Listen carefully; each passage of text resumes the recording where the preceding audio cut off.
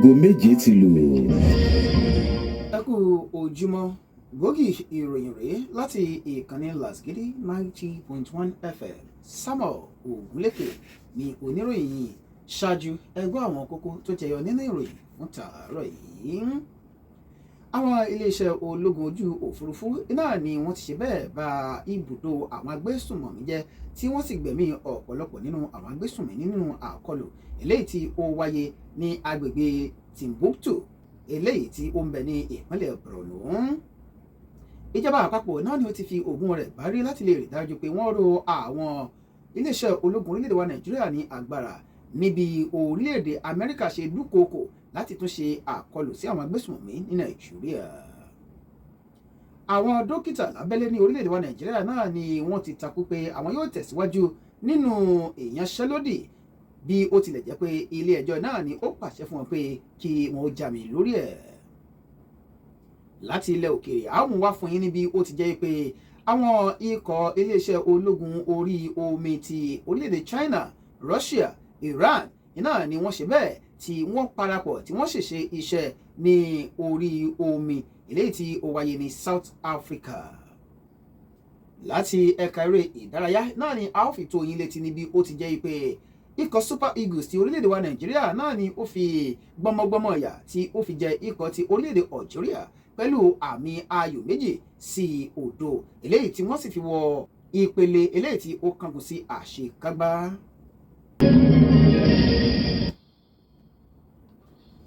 Ìròyìn ọ̀hún rèé lẹ́kùnrẹ́rẹ́. Ẹ jẹ́ kí a bẹ̀rẹ̀ láti ìpínlẹ̀ Borno níbi tí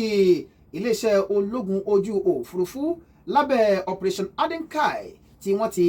bà ibùdó àwọn agbésùmọ̀mí tí wọ́n ti bà jẹ́ tí wọ́n sì gbẹ̀mí ọ̀pọ̀lọpọ̀ àwọn agbésùmọ̀mí ní Abagajiri eléyìí tí ó ń bẹ ní agbègbè Timbuktu Triangle eléyìí tí ó ń bẹ ní ìpínlẹ̀ Borno. Nínú ìfiléde láti ẹni tí ó jẹ́ adarí fún ìfiléde fún ikọ̀ ológun ojú òfurufú Air Commander Ehime Jadome náà ni ó sọ yìí pé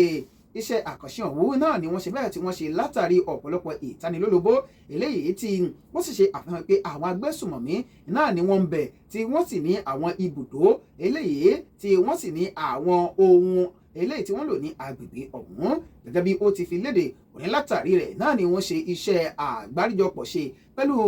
ikọ̀ ọmọ ogun ojú òfurufú tí ó fi mọ́ àwọn ikọ̀ iléeṣẹ́ ológun míì eléyìí tí wọ́n sì ṣe iṣẹ́ ọ̀hún ní àṣeyè. Ní báyìí olú iléeṣẹ́ ẹ̀ka ètò ààbò ní orílẹ̀-èdè wa Nàìjíríà náà ni ó ti ṣe àyípadà àyájọ́ ayẹyẹ ìṣèrántí àwọn ọmọ ológun eléyìí tí wọ́n ti gbé ẹ̀mí mì sí ayẹyẹ àyájọ́ àwọn ọmọ ológun tí wọ́n ti gbé ẹ̀mí mì àti àwọn tí wọ́n ń bẹ ní orí ilẹ̀. Nínú ìfiléde láti ẹni tí ó jẹ́ adarí fún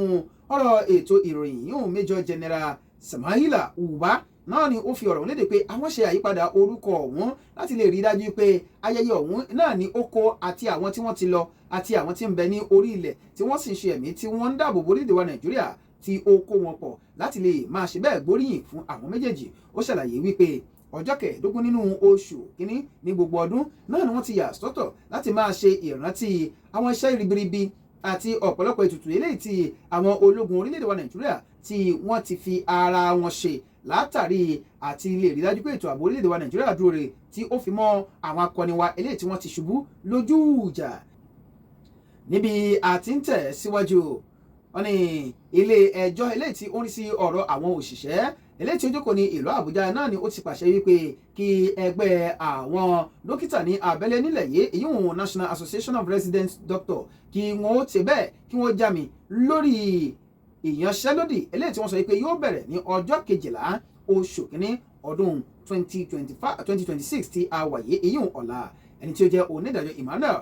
Sobilin náà ni ó ṣe bẹ́ẹ̀ tí ó gbé àṣẹ ọ̀hún kalẹ̀ nínú ìdájọ́ ilé ẹjọ́ eléyìí tí ó jẹ́ pé ìjọba àpapọ̀ àti ẹni tí ó jẹ́ olórí ẹ̀ka ètò ìdájọ́ ní orílẹ̀-èdè wa Nàìjíríà náà ni ó pè. Ọgbà bẹ́ẹ̀ náà ni a ti rí bí ó ti jẹ́ pé ẹgbẹ́ àwọn dókítà ní abẹ́lé ní orílẹ̀-èdè wa Nàìjíríà ìyún NARD náà ni wọ́n ti takú wípé àwọn yóò tẹ̀síwájú nínú ìgbésẹ̀ ìyanṣẹ́lódì àwọn eléyìí tí yóò bẹ̀rẹ̀ ní ọ̀la òde yìí tí í ṣe ọjọ́ 12 nínú oṣù kínní ọdún 2026 bí ó tilẹ̀ yìí pé àṣẹ ilé ẹjọ́ àwọn òṣìṣẹ́ náà ni ó ń bẹ̀ẹ́lẹ̀ ẹni tí ó jẹ́ ààrẹ fún ẹgbẹ́ ọ̀hún Dr.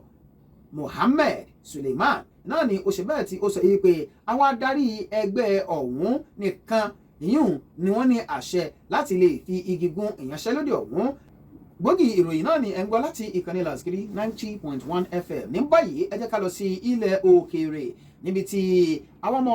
ológun orí omi orílẹ̀-èdè China, Russia àti Iran tí wọ́n ti bẹ̀rẹ̀ iṣẹ́ àkànṣe ọlọ́sẹ̀ kan eléyìí tí wọ́n jọ ń ṣe ní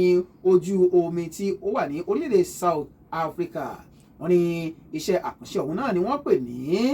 ìgbésẹ̀ fún àlàáfíà ní ọdún 2026 eléyìí tí ó mú kí gbogbo àwọn ọmọ iléeṣẹ́ ológun láwọn igun eléyìí tí wọ́n pè ní BRIC Plus kí ó ṣe bẹ́ẹ̀ kí ó parapọ̀ eléyìí tí ó ti wá ṣe bẹ́ẹ̀ tí ó jẹ́ pé orílẹ̀-èdè Egypt, Indonesia, Saudi Arabia, Ethiopia àti United Arab Emirates tí wọ́n ti wà lára wọn báyìí tí ó sì ṣe àfikún àwọn ọmọ ẹgbẹ́ eléyìí tí ń bẹ ńlẹ̀ tẹ́lẹ̀ níbi tí a ti rí Brazil, Russia, India, China àti South Africa. Ní báyìí ẹ jẹ́ ká lọ sí ẹ̀ka eré ìdárayá níbi tí ikọ̀ Super Eagles ti orílẹ̀-èdè wa Nàìjíríà tí wọ́n ti wá àyè fúnra wọn láti kópa nínú ìdíje eléyìí tí ó súnmọ́ ti àṣekágbá nínú ìdíje ife ẹ̀yẹ ilẹ̀ adúláwọ̀ yún AFCON ti ọdún 2026 níbi tí wọ́n ti jáwé olúborí pẹ̀lú àmì ayò 2-0 lórí ikọ̀ ti orílẹ̀-èdè Algeria. Ikọ̀ Super Eagles tí ó ti gba ife ẹ̀yẹ ọ̀hún ní ẹ̀mẹ́ta ọ̀tọ̀ọ̀tọ̀ náà ni ó máa wá wàákò pẹ̀lú ikọ̀ Morocco ní ìpele tí ó ṣe bẹ́ẹ̀ tí ó súnmọ́ àṣekágbá tí a mọ̀ sí semi-final eléyìí tí wọn yóò gbà á. Ọpẹ́ pàtàkì lọ́wọ́ Ismail Ogunlana eléyìí tí ó ṣe àkójọpọ̀ ìròyìn ọ̀hún. Samuel Ogunlékè ní orúkọ mi. Ẹ má yí kú òun bẹ̀. Ìkànnì Làskìrí 90.1 FM. Ìsinmi ológo ó ń tẹ̀ wájú.